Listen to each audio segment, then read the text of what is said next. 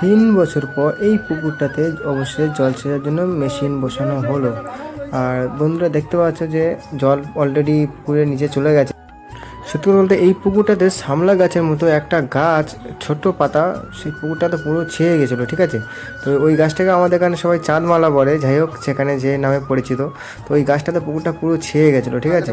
তো সেইগুলো সব পরিষ্কার করে অবশেষে পুকুরটাকে ফাঁকা করা হলো। তো এবার জাল ফেলে দেখা হবে যে কী মাছ হচ্ছে, ঠিক আছে। তারপর বলতে বলতে এই প্রথম ক্ষেপ ফেলা হচ্ছে বন্ধুরা, ঠিক আছে। তো প্রথম ক্ষেপ ফেলা হয়ে গেছে, দেখা যাক কি মাছ হয়। তো মাছ উপর দিয়ে দেখা যাচ্ছে, যাই হোক প্রথম ক্ষেপে হয়তো উঠবে না, কারণ জলের নিচে প্রচুর গাছে শিকড় রয়ে গেছে। তো সেখান থেকে মাছ সব কেটে বেরিয়ে যাবে। তো যেটা ভাবলাম সেটাই হলো, মাছ খুব একটা ওঠেনি, দুটো একটা মাছ উঠেছে, আর বাদবাকি মাছ সব ওই কাদা করে বেরিয়ে চলে গেছে, ঠিক আছে।